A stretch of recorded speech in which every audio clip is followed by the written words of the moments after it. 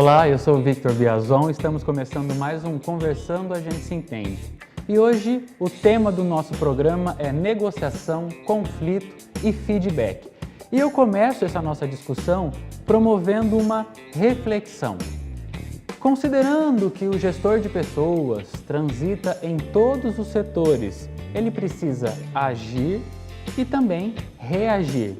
E aí eu te pergunto, você sabe como fazer para negociar, para mediar conflitos no âmbito da gestão de pessoas?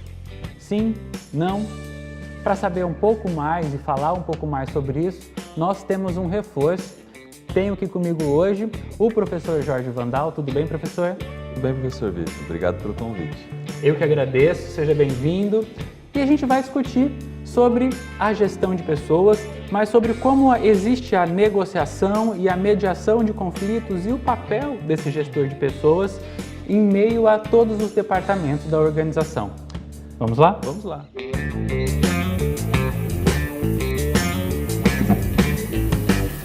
Fundamental esse tema para gestão de pessoas, mas também para qualquer outra área, outra profissão. Eu costumo dizer que eu dou aula em pós-graduação, em graduação, para diversos cursos de diversas áreas, e eu falo sempre para os profissionais que eu encontro. Essas competências ou essas habilidades que a gente pode desenvolver, elas são essenciais para a vida humana, no convívio, né? A gente às vezes coloca isso para o lado empresarial apenas, corporativo, que é importante, mas a negociação, por exemplo, é algo que a gente faz o tempo todo, todos os dias. A gente negocia com o chefe, né, ou com o nosso líder, a gente negocia às vezes com a esposa ou com a mulher, que hora que a gente vai sair para uma viagem, né?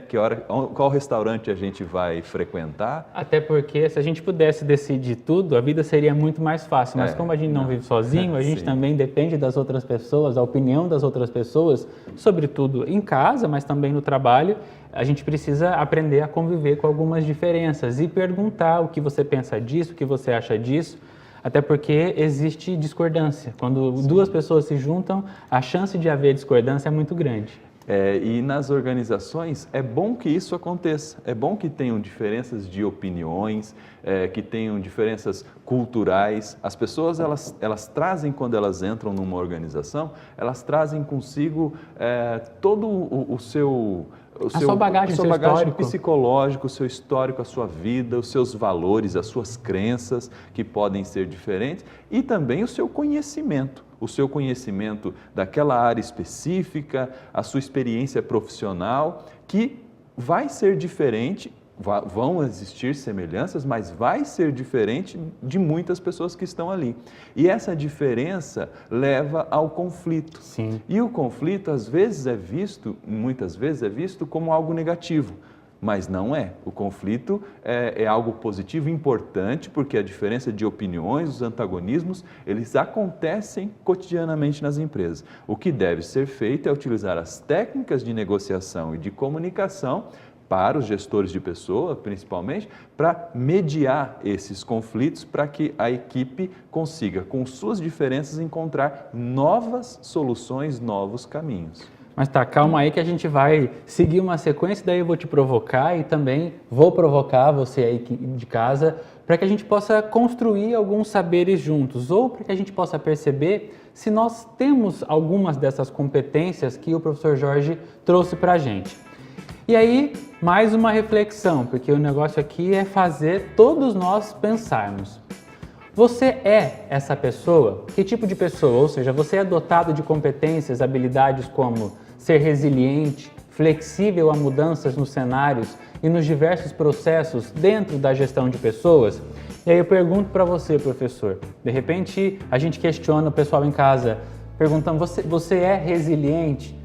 O que é ser resiliente? Falou de mudança de cenário, por falar, gostei muito do cenário. Muito obrigado. Aqui tudo é um sucesso sempre, é um espetáculo e por isso seja muito bem-vindo e você também seja sempre muito bem-vindo. Do nosso cenário aqui, esse Superman, sou eu. Ah, você, que bacana. Percebeu? E falar em resiliência, essa caneca aqui, bem bacana, tá com água, obviamente, né? É água, mas poderia ser outras coisas. E por Mas falar, a verba não permite, não é só permite. água. E por falar em água, a água é considerado o material mais resiliente do planeta. Por que que a água é considerada o material mais resiliente? Não por ela ser apenas resistente, porque ela se transforma. A água está no estado líquido que a gente está tomando aqui, mas ela evapora, ela sobe aos céus, ela há uma questão cultural. Alguns estudiosos dizem que os nossos pais e os nossos avós passaram por muita dificuldade. Se a gente for pegar os nossos antepassados que vieram de muitas guerras, Primeira e Segunda Guerra Mundial, e aí foram momentos na história da humanidade de alta escassez, muita dificuldade, perigo de perda de vida, e aí eles desenvolveram esses aspectos da resiliência, precisaram para sobreviver, mas, por outro lado, quiseram dar para os filhos tudo o que eles não tiveram. E aí essa questão de não ter essa falta ou essa escassez, não ter esses desafios, deixaram essa geração, e alguns até autores na área de educação dizem, um pouco mais moles, um pouco mais, pouco menos flexível para superar desafios. E desistem. E o problema é que a gente está tendo outros aspectos mais graves do que simplesmente desistir do emprego ou desistir da faculdade, dos estudos, que é a ansiedade e depois a depressão. E aí o número de suicídios nos jovens hoje é muito maior do que algumas décadas atrás. Mas espera lá, então você quer me dizer que nós somos a geração Y. Talvez a gente esteja, talvez não. Eu estou mais para X do que para Y. Nós estamos, tá? Mas eu falo por uma questão de período, de idade. Nós estamos entre a geração X, que são os nossos pais, e a geração Z, que tem essa característica que você está falando, ainda mais os millennials. Mas você tocou num ponto e eu só queria entender se dentro da sua leitura, se é uma coisa que você acredita que os jovens ou as pessoas, elas são geneticamente e culturalmente preparadas para terem esse comportamento? A genética tem a ver com essa questão transcendental que está relacionada à busca da zona de conforto, do prazer e fugir da dor. Isso todos nós, independente de geração ou de cultura. Mas aí a questão cultural influencia muito no aspecto da resiliência, da flexibilidade. De ser ou não ser. De ser ou não ser. Então, o que se discute hoje dentro do estudo da educação e das ciências sociais também é que a escassez muito grande de gerações anteriores influenciou na educação que os pais dão, no sentido de o meu filho vai ter tudo o que eu não tive. O meu filho, eu vou evitar que ele tenha perdas. Mimo, isso a gente mima. Exatamente. Estamos mimando nossas crianças. E isso Mãe, a culpa é sua. E isso está influenciando nesse comportamento agora como eu não tive essa escassez, como eu não tive que ter essa superação, agora qualquer desafio que me tire dessa zona de conforto e eu não desenvolvi os mecanismos de resiliência para poder suportar e superar isso. A gente também, falando da resiliência, a gente tem também a questão dos medos, né? E também depois que pode se agravar para as fobias, que daí é um transtorno que vai fora da nossa racionalidade. Tem muita gente doente da cabeça, assim, no bom sentido, eu falo de aspecto comportamental. As doenças mentais hoje infelizmente, elas estão crescendo muito, né? E quando fala em doença mental... Esse papo está me deixando afobado. Alguém, por favor, traz o meu remédio. Traz um Rivotril. E por falar em doença mental, não é uma coisa ruim. As pessoas olham às vezes, com preconceito para a doença mental. A gente, às vezes, tem uma doença física, fisiológica, como, por exemplo, sei lá, uma gastrite, e a gente trata com remédio e assim por diante. Há um preconceito ainda muito grande quanto às doenças mentais, como, por exemplo... Como as síndromes, né? As síndromes, né? Ansiedade, estresse e uma série de outros fatores que estão muito presentes na nossa contemporaneidade. Olha que bonito. Parabéns. Por diversos fatores, por fatores econômicos, sociais e por fatores tecnológicos também. Porque o número de estímulos e de exigências olha só, as novas gerações estão menos resilientes. No entanto, o mercado de trabalho está mais competitivo do que para as gerações anteriores. Então, você imagina o choque que se dá quando essa nova geração chega nesse mercado de trabalho com menos capacidade de resiliência, viciado nesse negócio aqui, com muitos estímulos, né? E com uma competitividade, uma exigência muito maior. Aí vai levar a transtornos, a problemas ligados à ansiedade, à depressão e um número grave que a gente está vendo é a questão do suicídio. A gente tem aquela série na Netflix, que eu assisti só um episódio, mas todo mundo comenta, 13 Reasons for Why. 13 Reasons Why. Why, é isso. Que fala Assisti, já está na segunda temporada. Que mostra um pouco desses problemas, está muito mais ligado, acredito eu, ao bullying, mas fala sobre esses problemas que as novas gerações têm em superar. Sim, a garota não foi resiliente o suficiente para poder lidar com as coisas, com os problemas pelos quais ela passava. E aí conta esses motivos. É claro que a gente não pode, de forma alguma, generalizar. Dizer, as novas gerações, a nova geração é pouco resiliente. Claro que dentro da nova geração existem pessoas com muita resiliência. Né? Mas o que acontece? O que se identifica é que o número de pessoas, então, que não suportam a perda, a falta ou a mudança é muito maior. Falta a adaptabilidade. Exatamente. A nova geração, talvez, esses são os estudos que dizem que falta essa adaptação.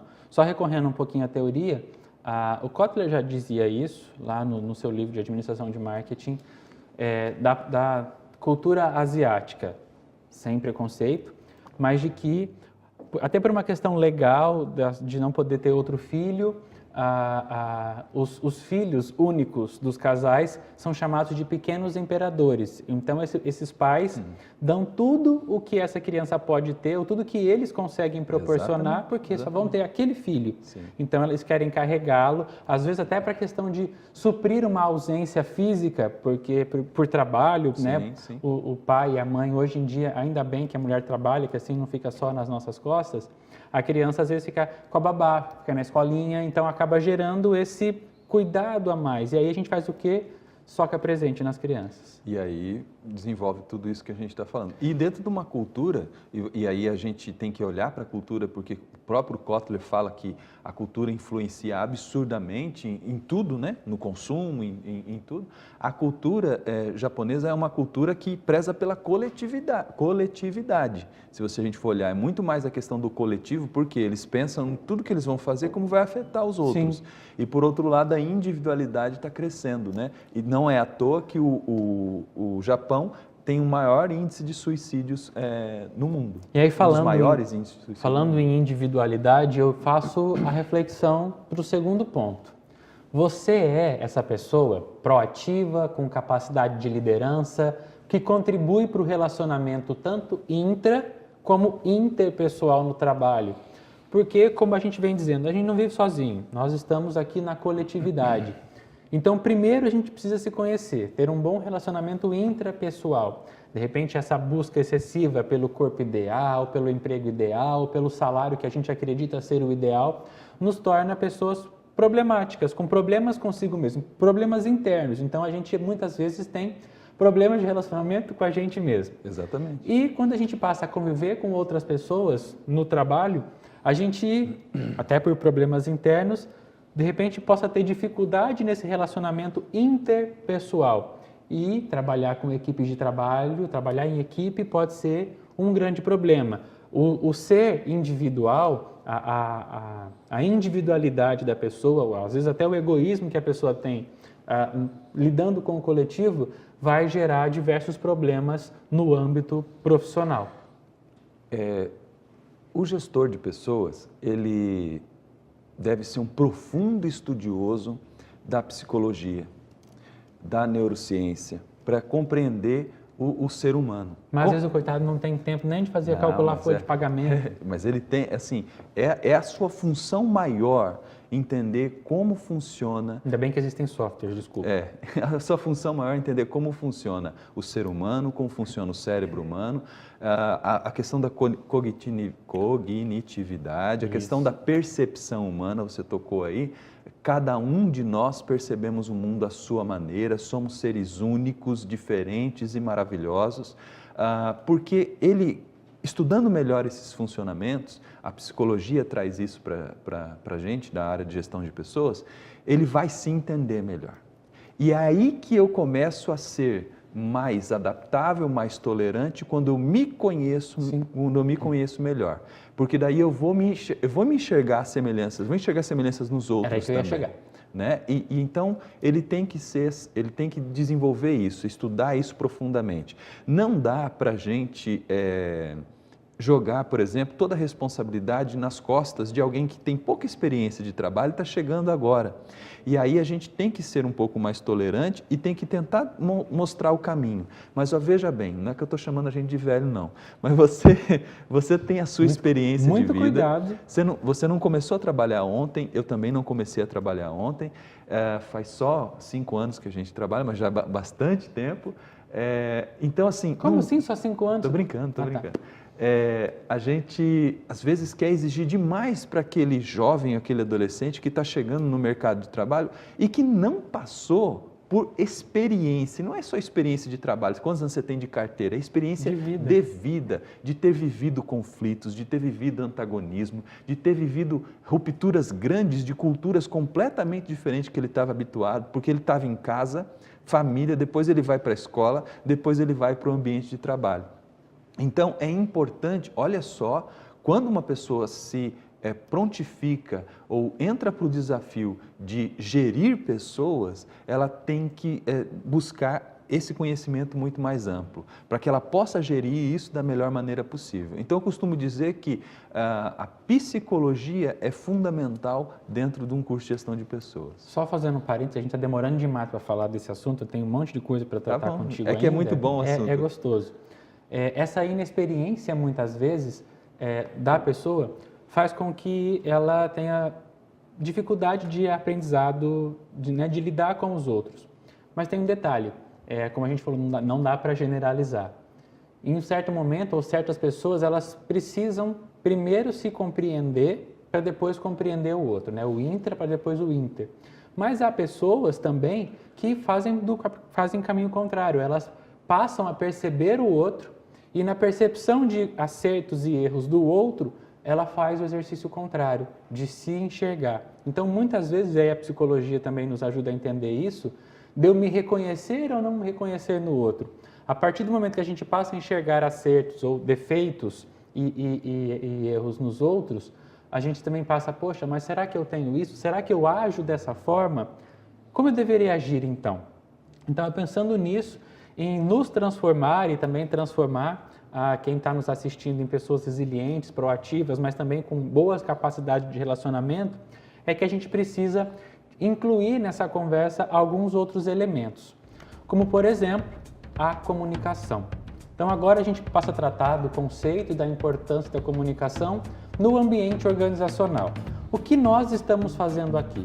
Estamos nos comunicando.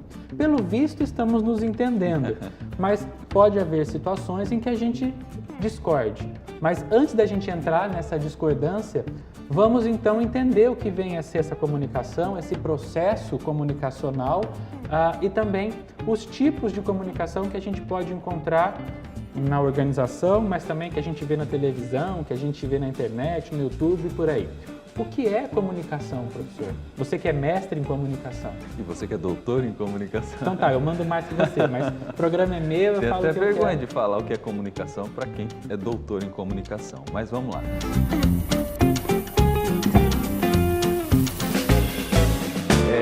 A questão, a comunicação, ela é o elemento que nos liga. Então, nós vivemos em sociedade utilizando da comunicação para poder nos entender ou discordar ou ter os nossos antagonismos. Ela existe um processo comunicacional, como nós estamos fazendo aqui agora, e ela sempre tem uma intenção, geralmente uma boa intenção. E a intenção... é muito... relativo. Então, quem quer se comunicar tem uma intenção, a intenção de persuasão. Eu sempre, quando vou me comunicar com alguém, eu quero persuadir ou convencer aquela pessoa a respeito de algo. É sempre assim que inicia-se um processo de comunicação. Transmitir informação, mas aí você fala assim, mas quando eu só quero transmitir uma informação, eu ainda quero convencer? Sim, porque eu quero convencer aquela pessoa a prestar atenção e absorver aquela informação. E aí, nesse processo de comunicação, então tem o emissor, que sou eu, e o receptor, que é o outro. Mas a comunicação, ela é cíclica, ela é uma via de mão dupla. E aí, nós estamos num diálogo aqui, estou conversando com você, trago uma informação, você vai processar isso e vai trazer. Toda vez que essa informação ela entra em contato com tua história, com tua experiência de vida, você vai fazer os seus julgamentos. Costumo dizer que o preconceito, ele faz parte do ser humano. Você fala, credo, o preconceito é uma coisa tão feia. Não, é uma coisa essencial. Porque sempre nós vamos ter... Dosando, né? Dosando e o tipo de preconceito. Nós somos preconceito puro, porque tudo que nós absorvemos, de todas as informações, a gente vai pré-concebê-las através do nosso histórico. A nossa maneira. Nossas memórias e assim por diante. Nós podemos mudar os nossos conceitos, nós podemos ter novos conceitos. E a comunicação nesse processo, porque assim, falar preconceito é uma coisa feia, não, preconceito é natural do cérebro. Nós podemos utilizar a comunicação para mudar conceitos. E aí entra aquela história de genética e cultura de novo para poder compreender. Sempre, absolutamente tudo. Então, assim, mas como que eu posso melhorar o meu processo de comunicação quando eu, como gestor de pessoas, identifico que existem preconceitos que precisam ser alterados, mudados para melhor convivência dentro das organizações? Primeiro, eu preciso entender que, apesar das semelhanças e das diferenças, nós, seres humanos, percebemos o mundo, captamos as coisas através dos sentidos. E são 5 os sentidos: visão, audição, olfato, tato e paladar. E aí o que acontece? Tem pessoas que são mais visuais, né? Tem pessoas que são mais auditivas, tem pessoas que são mais sinestésicas, elas precisam tocar, elas precisam ver. E aí o que acontece? Aí a comunicação de uma organização é só e-mail. As pessoas só se falam por e-mail e por WhatsApp. E aí dá aquele ruído de comunicação, quando é a comunicação... Que eu entendo aquilo que eu quero. Exatamente. E quando não existe, por exemplo, quando a comunicação é pessoal, além de eu estar tendo a comunicação verbal, que é o que está escrito, tem aqui, você está vendo a minha expressão facial, os meus gestos, a minha postura, a minha entonação de voz. Eu estou tentando me conectar com você através da linguagem corporal. Sim. E existe uma série de outros signos da linguagem, para a gente não ser tão teórico assim, que eu devo perceber. Então, às vezes o Vitor é mais visual, às vezes o Jorge ele é mais sinestésico, mais pessoal, ele quer o contato pessoal, ele quer participar. Eu, por exemplo, tenho dificuldade de entender uma coisa pela primeira vez. Tem que ser tudo nos mínimos detalhes, bem explicadinho.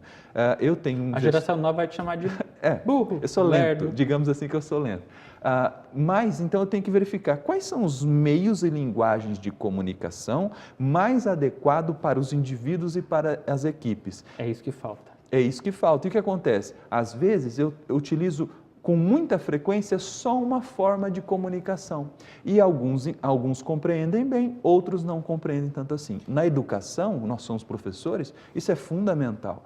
É por isso que no ensino à distância, a gente tem uma série de recursos tecnológicos para que o aluno possa aprender. Ele vai assistir uma videoaula, ele vai ter acesso a um material impresso, um material em texto, ele tem acesso ao áudio, ele tem uma série de recursos que ele pode utilizar. Por exemplo, eu sou aluno da ensino à distância e eu uso muito o MP3.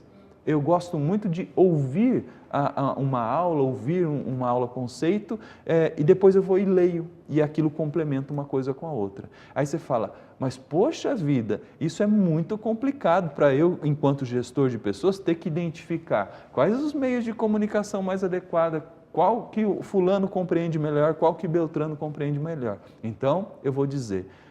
além de você ser um especialista em psicologia, você que trabalha com gestão de pessoas tem que ser um especialista em comunicação também. Até porque, como dizia o tio do Homem-Aranha, com grandes poderes, grandes responsabilidades. Eu preciso me responsabilizar forma com que a empresa se comunica, com como o meu colaborador está compreendendo ou não compreendendo a mensagem que a gente está trabalhando. Daqui a pouco a gente vai entrar no assunto feedback, mas então, existem diversas formas, diversos canais de comunicação que podem e devem ser utilizados para facilitar o entendimento dos colaboradores e possibilitar maior assertividade. Agora, falando um pouquinho ainda sobre esses canais, sobre esses tipos de comunicação. As empresas, elas utilizam internamente a comunicação, mas elas também querem se comunicar, elas querem conversar com o público externo. Quais as formas que elas têm de fazer isso e como que isso é colocado conceitualmente? E aí o que acontece? Você tem os tipos de comunicação, você tem as ferramentas de comunicação, a famosa propaganda, né? Que todo mundo fala, propaganda, que você pode utilizar para comunicação interna, tanto para comunicação externa. Você tem os meios de comunicação mais tradicionais, televisão, rádio, revista, jornal, os meios digitais que são inúmeros, né? E a empresa, a organização, ela também tem que se preocupar em escolher quais os meios e linguagens de comunicação mais adequados para se comunicar com o seu público externo. Quando a gente fala em público externo, é o cliente, consumidor, mas também a sociedade, o stakeholder, todos os públicos que envolvem a organização. E eu posso fazer aquela propaganda ou comunicação mais tradicional, mercadológica, para vender e divulgar os meus produtos, promoção de vendas, esse tipo de coisa, mas posso fazer uma comunicação muito eficiente, que é a comunicação institucional, que gera um valor agregado para a marca, que conta uma história, que aproxima aquela empresa, que transmite a missão, visão e valores daquela organização para o seu público externo, para que ele enxergue aquela empresa como um organismo vivo, que tem a contribuir socialmente. Então, são inúmeras também as formas, as linguagens, os formatos de comunicação para a empresa se conectar com o seu público interno e com o seu público externo. Você tocou num ponto que daí, enquanto gestores de pessoas, talvez isso seja um problema, por a gente perceber isso. Há muitas empresas que utilizam dessa comunicação interna e externa para tentar criar essa conexão, para poder reverberar a sua missão, sua visão, seus valores. Mas aí a prática não acontece de fato dentro da empresa. Sim. Então eu falo para o meu público que eu sou lindo, maravilhoso, mas aqui internamente eu bato na sua cara. E aí sabe o que acontece? Quando a empresa fala uma coisa e faz outra, principalmente ela fala que o discurso dela externamente é um e interna prática é outra, acontece uma coisa muito chata que é assim, alguém na sociedade, na comunidade que a empresa está envolvida, alguém chega, que é fora da empresa, chega para um funcionário da empresa e fala: nossa, eu vi o teu comercial da tua empresa na televisão, que bacana, né? Você deve gostar de trabalhar naquela empresa. Aí o funcionário fala assim: rapaz, você não sabe, aquilo lá é um problema, a gente é tratado mal, a gente não recebe direito, não sei o que, pronto, acabou. Toda a questão da imagem, a reputação daquela organização que ela busca construir através dos mecanismos de comunicação, que são muito eficientes quando bem trabalhados, vai por água abaixo, né? E aí, trazendo o Kotler de novo a nossa conversa aqui, o marketing boca a boca é muito, para não dizer o mais poderoso. E você investe milhares de reais ou milhões de reais em comunicação, em propaganda interna e externa, mas a tua ação, ou seja, faço o que eu falo, mas não faço o que eu faço, ela não é compatível. O que acontece? As pessoas vão falar mal da sua empresa. E o que acontece? Há 10, 15, 20 anos atrás, a gente era mal atendido ou a gente tinha um problema com alguma empresa, eu chegava para você e falava: rapaz, não compra naquela empresa lá não, porque lá o negócio é assim. Hoje, a gente fala para 10 mil, para 20 mil, para 100 mil pessoas. Então mudou todo o contexto, as novas tecnologias alteraram todo o contexto, inclusive de comunicação. Sim. A empresa tem que pensar nesses aspectos. E o gestor de pessoas, ele precisa estar muito antenado com a comunicação externa, com todo o processo de comunicação da empresa, para ele alinhar isso com a sua equipe. A sua equipe tem que saber. Usando a comunicação mercadológica, que é aquela da promoção de vendas, olha só, às vezes a empresa investe lá muito dinheiro para fazer uma campanha, uma promoção, divulga em rádio, TV, internet, aí um produto lá, sei lá, pela metade do preço, uma promoção para ganhar um carro, Aí a pessoa vai no ponto de venda na loja para comprar, chega para o vendedor, eu quero o produto da promoção. Ele fala assim, mas que promoção? Qual, né? Ou seja, não tem a comunicação interna, não tem o endomarketing, que é um outro aspecto mais aprofundado disso. Calma que eu já vou falar desse negócio aí. Eu estava lendo esses dias, e por isso eu trouxe para a gente a comunicação assertiva. Eu tinha um entendimento de que a comunicação era assertiva quando ela atingia, quando eu conseguia me fazer compreender pelo outro. Mas não é só isso. A comunicação ela é assertiva quando, sim, eu me comunico, mas quando eu permito que o outro também se expresse. E aí, falando no trato da gestão de pessoas, falando, né, das relações interpessoais, muitas vezes o gestor ele encontra dificuldade em liderar, porque ele acredita que liderar é ele falar, os funcionários abaixarem a orelhinha e obedecer. Eu ainda, né, aí a minha genética, a minha cultura trabalha no manda quem pode, obedece quem tem juízo. Eu fui criado assim e eu gosto de ser gestor dessa forma. Mas quem falou que a gente não quer ouvir o feedback? Quem falou que a gente não quer ouvir se aquilo está correto, se aquilo pode ser feito de forma diferente? Mas aí tudo é uma questão, a assertividade também está no como você fala.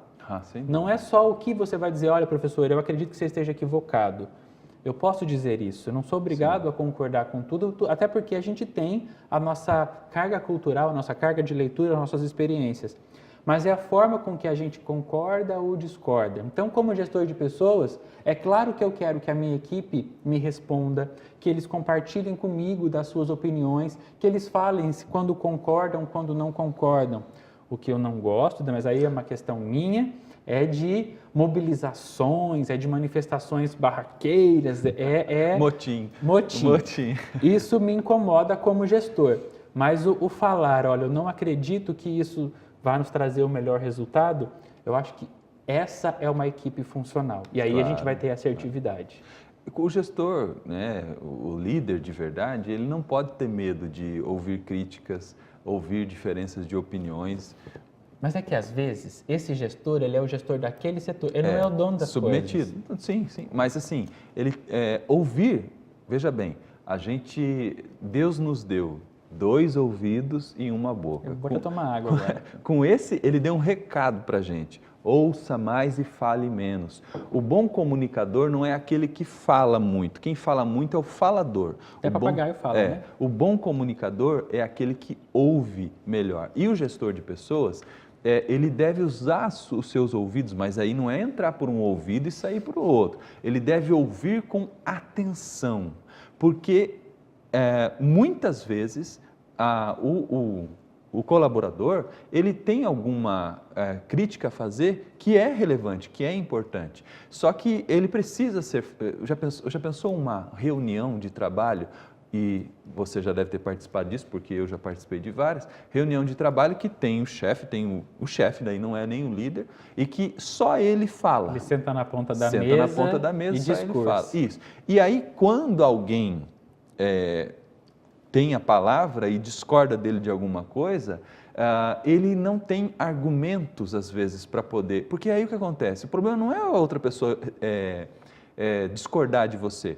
Se ela tem razão, ótimo, ela tem razão. Aliás, pensando em gestão de empresa, eu vi uma frase muito interessante, que eu tenho que ter pessoas trabalhando na minha empresa, meus liderados, eles têm que ser mais inteligentes do que eu, têm que saber mais que eu. Mas por que eu vou contratar pessoas que saibam menos que eu? Então, tem que ser especialistas mesmo. Sinergia, né? Competências complementares, Exatamente. Equipes multidisciplinares. É exatamente esse tipo de crença que eu tenho, esse tipo de equipe que eu gostaria, que eu gosto de trabalhar. Pessoas que saibam coisas diferentes de mim, que possam me ensinar, que possam contribuir, para que eu também possa utilizar da minha inteligência para poder contribuir com os outros. E aí, juntos, a gente consegue fazer um trabalho show. E, para quem não sabe, a gente já trabalhou junto em televisão há bastante tempo atrás. Não é muito, não, porque eu sou super jovem.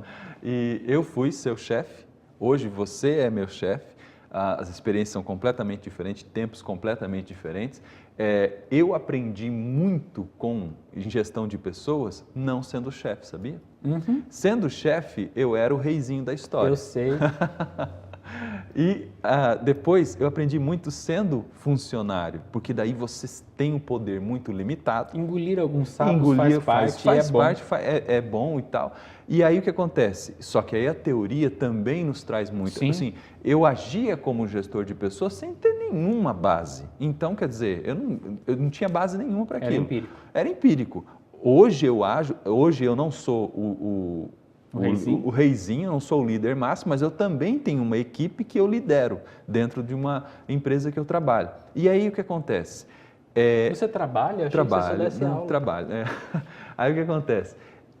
Eu tenho uma equipe que eu lidero que eu confio cegamente na minha equipe. Então, eu não preciso estar o tempo todo fiscalizando o que eles, claro que eu vou buscar, eles me dão feedback, eu vou atrás de saber o que está acontecendo, mas eu não preciso estar o tempo todo. Eu confio cegamente nisso. É difícil? É difícil, mas você tem que montar uma equipe que você tenha confiança. Você delega, você trabalha a questão de prazos e metas, mas você não precisa ser um carrasco que está o tempo todo cobrando se você tem uma equipe que você confia. Sim, mas e se você também confia em você. Porque às vezes, nessa reunião que o outro discordou e que daí ele se viu acuado por ter uma opinião divergente e não confia no próprio taco, ele vai para uma questão emocional e não racional. Aí ele vai na pessoa. Vai na pessoa e mais. Tem um movimento que você pode perceber quando a pessoa não tem controle emocional, que é bater na mesa.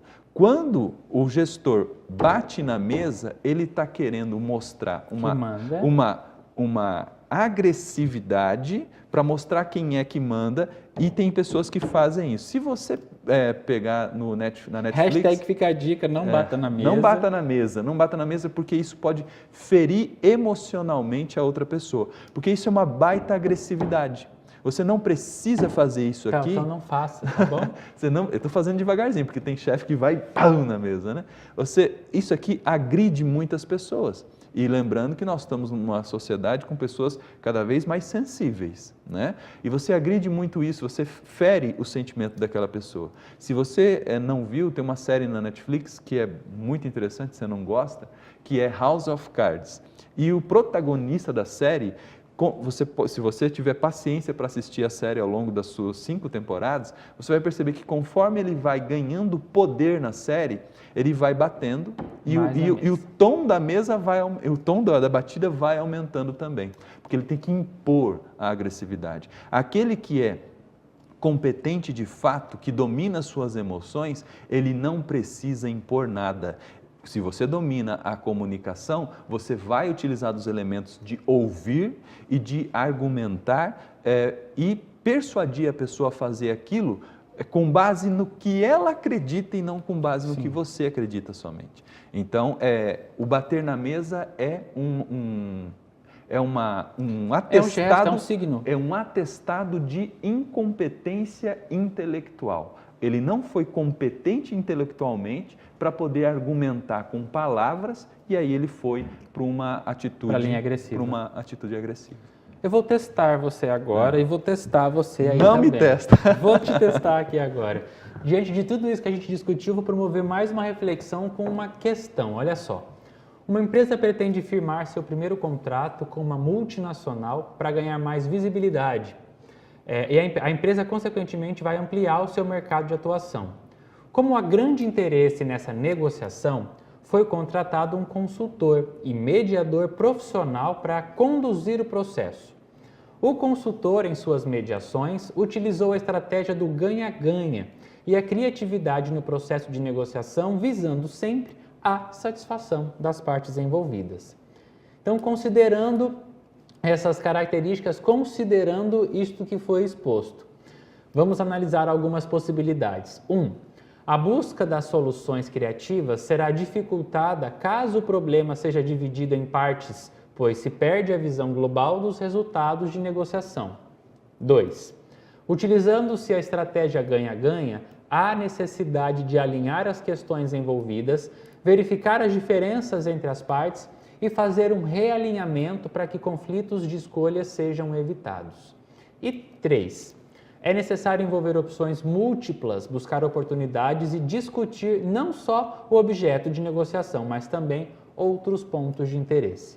Então, dentro dessas 3 possibilidades, quais delas você acredita que estão corretos? A, apenas a primeira. B, apenas a segunda. C, a primeira e a terceira. D, a segunda e a terceira. Ou E, todas elas estão corretas. Não responda ainda, porque a gente ainda precisa discutir um pouquinho mais sobre o que vem a ser a negociação.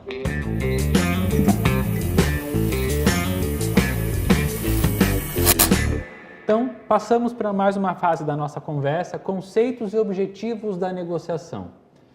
Nós já sabemos isso, que negociar pressupõe 2 lados. A negociação acontece sobretudo quando há 2 lados. Aí a gente não vai entrar no mérito de eu discutir comigo mesmo, até porque a gente tem o id, o ego, o superego, já somos 3 em uma pessoa só. Imagina quando a gente junta outro id, outro ego e outro superego. A chance de haver conflito é muito grande. E aí a gente precisa negociar para que eu possa expor os meus argumentos, você expor os seus argumentos e a gente tentar chegar a um denominador comum, que é o princípio do ganha-ganha. Mas negociar, assim como comunicação é um processo, negociar também é um processo. Que processo é esse, professor? A gente pode olhar a negociação sob enfoque sistêmico, processo de entrada, processo mesmo e saída. A gente pode olhar as etapas que tem uma negociação, a gente pode ir para o lado mais empírico da coisa, dizendo que tem o quebra-gelo, né, o começo da negociação, onde eu vou tratar de amenidades, vou tratar de sincronicidade, vou buscar me aproximar de você, criar um vínculo emocional primeiro, para depois ir para os argumentos onde vão ter as divergências, diferenças de opiniões. Vou colocar na mesa, no processo, aí já estou entrando no processo de negociação, vou colocar na mesa as minhas necessidades, o meu ponto de vista, aquilo que eu quero, os objetivos que eu tenho com a negociação. O outro lado vai colocar os dele. E o que acontece? Você falou de 2 partes envolvidas, às vezes uma negociação envolve 2, 3, 4, 5 partes. Como gestor de pessoas, existe o lado da empresa, o lado o empregador e o lado do empregado, existe o gestor de pessoas e existe todos os departamentos, diversas pessoas que têm necessidades às vezes distintas distinto e diferente é a mesma coisa, do seu gestor. Indo para o lado prático, uma técnica de negociação que eu utilizo na gestão de pessoas quando vou para desenvolver uma tarefa ou para desenvolver um novo projeto. Eu não venho com tudo 100% pronto e tento colocar a goela abaixo. Então, eu não vou chamar uma reunião de trabalho, olha, a partir de hoje nós vamos ter um novo projeto aqui na empresa e vai ser assim, assim, assado, você faz isso, você faz aquilo, tem até tal data, assim por diante. Eu geralmente hoje não faço mais assim. Você fala, mas o tradicional é isso, né? Eu chego com a ideia, com a proposta, olha, a empresa está com um novo produto ou está com um novo projeto hoje e esse projeto vai envolver essas áreas, esses setores e assim por diante. O que vocês acham, ou o que você acha desse novo projeto? Olha que bacana, eu gostei, eu acho isso, eu acho aquilo outro, tal. É bom poder falar, partilhar e poder se sentir útil. E aí o que acontece? Eu trabalho com essa técnica de negociação e em gestão de pessoas e eu coloco assim, o projeto deixa de ser meu ou da empresa e passa a ser seu. Ele é nosso. E aí eu faço uma pergunta assim, como você acha que você poderia contribuir nesse projeto? Dependendo do tempo que eu tenho, né? E o tempo é um fator essencial da negociação, dependendo do tempo, eu deixo a pessoa se expressar na hora. Se eu tenho um pouco mais de tempo, eu falo assim, pense, anote no papel tudo que você poderia contribuir para esse projeto e amanhã você retorne. E aí o que acontece? O que eu percebo? Na maioria dos casos, a pessoa se encaixou naquilo que estava previsto para ela e se comprometeu mais do que estava previsto para ela. Ou seja, ela tinha que fazer isso, isso e aquilo. Mas como ela comprou o projeto, ela se compromete a fazer mais. E aí a gente vai para uma segunda etapa. Olha que bacana, e aí vai alinhar porque há divergências, então, você se compromete com isso, mas isso a gente pode alinhar e tal, chega num denominador comum. Aí o prazo também não coloco o prazo para as pessoas. Eu falo assim, em quanto tempo você acha que você poderia executar isso com esse recurso e assim por diante? Mas tem que ter um prazo. Mas tem que ter um prazo. E aí, na maioria das vezes, o prazo que a pessoa se compromete é menor do que o prazo previsto. Então, é uma técnica isso faz parte dentro da informação, tempo, poder, técnicas essenciais de negociação e que dá muito certo. E para o dia a dia também, eu fui aprendendo isso, de não partir de mim dar prazo em negociação. Então, uma pessoa me pede uma coisa, eu espero ela falar o prazo. Se o prazo que ela falar é menor do que eu pensava, eu aceito. Se o prazo que ela disser é maior do que eu pensava, eu negocio. Falo, nesse prazo eu não posso entregar. Será que... Mas eu deixo... Então, assim, em negociação, uma vantagem... Você joga a responsabilidade para o outro. Claro. Em negociação, a vantagem está em quando você passa a responsabilidade para o outro, quando você deixa o outro falar. E veja bem, então a técnica é invertida. Ao invés de você chegar e trazer tudo pronto e você falar, você deixa o outro falar, o outro você vai ouvir e aí assim, vou usar uma brincadeira agora, tá? Tudo que você disser poderá ser utilizado contra você. Então, em negociação é isso. E eu trago agora uma figura que representa muito isso que você está colocando, de quando duas pessoas elas vão conversar ou vão negociar e estão em sintonias diferentes. Aqui, o interior da cabeça das pessoas, elas estão projetados de forma diferente. E o que nós precisamos fazer? A gente precisa se comunicar, a gente precisa se fazer entender, e aí existe uma coisa chamada rapport. Esse rapport é criar uma sintonia. E essa sintonia pode ser criada pela nossa fala, e essa sintonia também pode ser criada pelos nossos gestos. Então, quando eu estou conversando com alguém, e eu quero que essa pessoa interaja comigo, eu quero que ela me compreenda, eu quero convencê-la, na verdade. O que eu faço? Eu tento me parecer com ela. Sim. Então a gente se posiciona da mesma forma, a gente gesticula da mesma forma para que a gente possa encontrar pontos em comum. Sim. E isso facilita o nosso processo de sincronicidade, de entendimento. Então, às vezes, nós começamos a conversa com pensamentos diferentes, com entendimento diferente, mas ao longo do tempo, assim como nós podemos expor os nossos objetivos, expor os nossos interesses, a gente foi trabalhando em conjunto, a gente foi harmonizando a nossa conversa. E aí a ideia, dentro desse ganha-ganha, é que a gente finalize essa conversa com o interior do nosso cérebro concordando com o interior do cérebro do outro sujeito.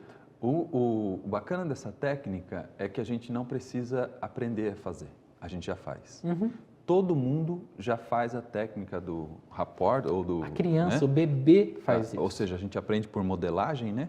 Então, assim, todo mundo já faz. E quando a diferença é você ter consciência disso e utilizar isso em uma negociação de forma consciente. Sim. Mas cuidado para não fazer a imitação descarada e aí o outro vai se falar, esse cara está me imitando, Você está né? me remedando? Exatamente. Aí vai dar Então, conflito. Assim, é uma técnica que quando a gente está ansioso, quando a gente não tem o vínculo de intimidade com a pessoa, a gente instintivamente já faz. Então, às vezes, você está conversando com uma pessoa e você quer criar o vínculo com ela. E aí ela, sem perceber, ela cruza a perna para um lado, você vai e cruza também. Ela tem uma certa postura, você vai e tem uma certa postura próxima dela. É alinhamento. Alinhamento, isso a gente já faz. E também, quando a pessoa toca num assunto, você vai e fala, é mesmo, e eu faço isso também, isso e aquilo e tal. Você vai criando através da linguagem. Até formas de se expressar pela linguagem, tipos de palavras, a gente já faz. Então, uma coisa que você não precisa aprender, que o teu cérebro já funciona assim. A diferença é ter consciência. Agora você sabe que isso é uma técnica, que você tem consciência disso e aí você intencionalmente você utilizar em negociações. Às vezes você está em momentos de tensão da negociação, você percebe, então você também pode levar a pessoa a entrar em sintonia com você. Se o tom de voz aumenta, você baixa o seu tom de voz e instintivamente o outro vai tentar te seguir. Se também não tiver a coisa já indo azedado de vez. Uhum. E aí você pode utilizar isso. Então, tanto para você entrar em sincronia com o outro, quanto para o outro entrar em sincronia com você. Para isso, você precisa ter foco na hora de uma negociação, prestar muita atenção em tudo que está acontecendo, precisa ouvir mais do que falar, isso é uma grande vantagem para você. E com essa atenção, com esse foco, ouvindo, você vai estar sabendo, eu estou negociando. Então, assim, Pode ser uma conversa bacana, mas é uma negociação. Foco nos interesses e não nas posições. E não nas posições. E aí o que acontece? Eu vou entrar em sincronia e a chance de os nossos cérebros se sincronizarem e a gente chegar num acordo é muito maior. Se até a menstruação das mulheres que moram juntas se sincronizam, por que as pessoas não podem conversar e se sincronizar? Mas você falou, mas é verdade, é biológico isso, então a gente faz. Aliás, o nosso cérebro é um cérebro social. Você que é o entrevistador, mas eu vou te fazer uma pergunta. Pensa no seu dia de ontem e me responda. Quantos por cento dos seus pensamentos ao longo do dia de ontem estavam envolvidos, direto ou indiretamente, outras pessoas além de só você? Muitos pensamentos. Muitos pensamentos. A ciência nos diz que é mais de 90%. Nosso cérebro é um cérebro social, uma grande antena social, e nós buscamos padrões, nós buscamos sincronias, nós buscamos conexão com as pessoas que estão à nossa volta, inclusive quando elas não estão presentes o tempo inteiro. Porque nós queremos sempre agradar. Sempre agradar e ser aceito, né? Porque uma das coisas, um dos maiores vícios que o ser humano tem é o amor. Aí você fala, credo, uma coisa tão sentimental, mas é verdade. A gente quer ser amado, então isso faz parte. A psicologia explica das 3 necessidades naturais que nós temos. Sim. Fisiológica, de estima e de afeição. E de afeição. Então, assim, a gente quer. Então, mesmo aquela pessoa que a gente está com raiva, a gente está com raiva por quê? Porque ela não está nos aceitando. E nós queremos ser aceitos por ela. Eu tenho esse negócio, né?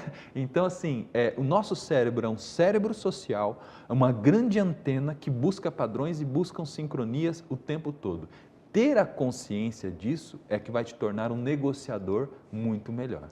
E aí, já que nós entramos nesse assunto, falar em feedback, em dar respostas. Sim, nós queremos o tempo todo ser aceitos. Sim, nós queremos o convívio agradável com o outro.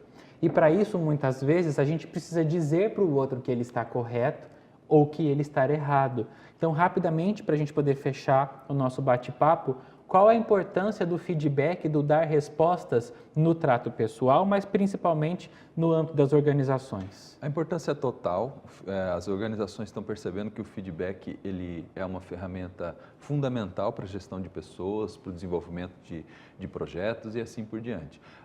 O que acontece é que não pode ser utilizado como uma moda e ser utilizado sem a técnica correta. Então, o feedback ele deve ser pensado, deve ser investigado mais. Sempre quando você for fazer um processo de feedback com o seu colaborador, você vai fazer individualmente, porque vai ter críticas, então você vai convidar o seu colaborador, olha, a semana que vem nós vamos ter uma reunião de feedback, você faz uma agenda com cada um deles, você convida para conversa individualmente, mas antes disso, você já diga, olha pessoal, o feedback é uma coisa colaborativa, importante, ninguém vai ser julgado, fiquem tranquilos, você tem que criar um ambiente, um clima muito importante para isso. O julgamento, ele sim, existe, sim. Mas é um julgamento para isso, para melhorar. Exatamente. E aí, comece com coisas positivas, é muito importante. Então você, fulano, eu quero te dar o feedback agora do seu desempenho no trabalho, você foi muito bom nessa tarefa, muito bacana nisso daqui, você tem esse ponto positivo, sempre comece pelo lado positivo. Depois você vai para alguns pontos a serem melhorados, não é negativo, coisas a serem melhorados. E tem que dar, senão não é feedback, tem que dar oportunidade do colaborador fazer o mesmo processo. Então, ele tem que trazer os seus pontos positivos e seus pontos negativos também. Basicamente é isso. E busque fazer isso de forma individual, porque a gente detesta que as nossas falhas sejam expostas em público. Até mesmo por a gente tem dificuldade de aceitar as próprias falhas. Então, é um processo de desenvolvimento pessoal e desenvolvimento organizacional importantíssimo. A gente vai se desenvolvendo, mas se ele for feito da maneira correta. Resposta certa? E agora, para fechar o nosso bate-papo, eu vou dar o gabarito para vocês daquela provocação que eu fiz há pouco. A resposta correta é a letra D, onde a afirmativa 2 e a 3 estão corretas. E de repente você pergunta por que a primeira está errada? Justamente ali, a busca das soluções criativas será dificultada caso o problema seja dividido em partes, pois se perde a visão global dos resultados da negociação. Não, eu posso dividir. E, aliás, eu devo dividir, eu devo fazer as coisas fracionadas. Porém, eu nunca posso perder a visão sistêmica, porque em negociação, como você disse, nós trabalhamos com a visão sistêmica. O processo de entrada, de input, o processamento e o output, ou a saída. Falando em feedback, eu quero dar o seu, você falou, é individual, mas só estamos nós aqui. Obrigado por ter aceito, parabéns pela sua contribuição. Sempre que a gente conversa, a gente tem sucesso sempre. E por isso que eu reitero a história de que sempre conversando a gente se entende. Muito obrigado. Obrigado, foi um prazer. E conversando a gente se entende sempre. Espero poder contar com a sua participação, com a sua audiência e espero poder contar com mais momentos de bate-papo. Um grande abraço e até mais.